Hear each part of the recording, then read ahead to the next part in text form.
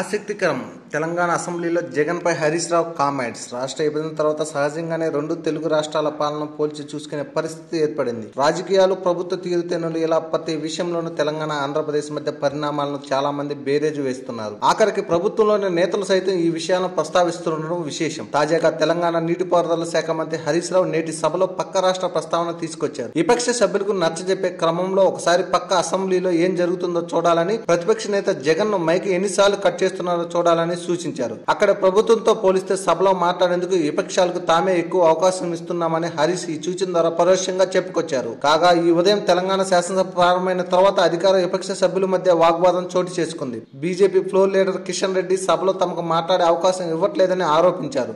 ప్రజల సమస్యను ప్రభుత్వం దృష్టికి తీసుకెళ్లేందుకు ప్రయత్నిస్తున్నామని, మాట్లాడేందుకు అవకాశం ఇవ్వకపోతే ఎలా అని ప్రశ్నించారు. ప్రజా సమస్యను తెలియజేసే బాధ్యత తమకుందని, తాము వేరే అంశాలను ప్రస్తావించడం లేదని గుర్తు చేశారు.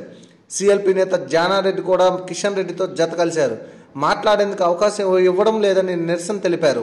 విపక్ష సభ్యులు తీరును తప్పుపడుతూ మంత్రి హరీష్ రావు వివరణ ఇచ్చారు. బడ్జెట్ చర్చ సందర్భంగా 6:35 గంటలకు టీఆర్ఎస్ మాట్లాడితే 7:30 గంటలకు కాంగ్రెస్ పార్టీ మాట్లాడిందని గుర్తు చేశారు. ప్రతిపక్షం మీద ఉన్న గౌరవంతోనే తాము విపక్ష సభ్యులకు మాట్లాడేందుకు ఎక్కువ సమయం ఇచ్చామని అన్నారు. గౌరవనీయులైన ప్రతిపక్ష నేత సూచనల మేరకు అన్ని పద్ధతులను తీసుకుంటామని నిన్నటి సభలో ప్రకటించామని, అనంతరం సభ వాయిదా వేశామని అన్నారు.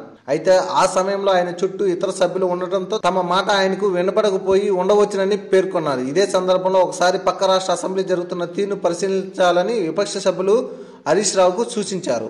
For more videos, please subscribe our channel.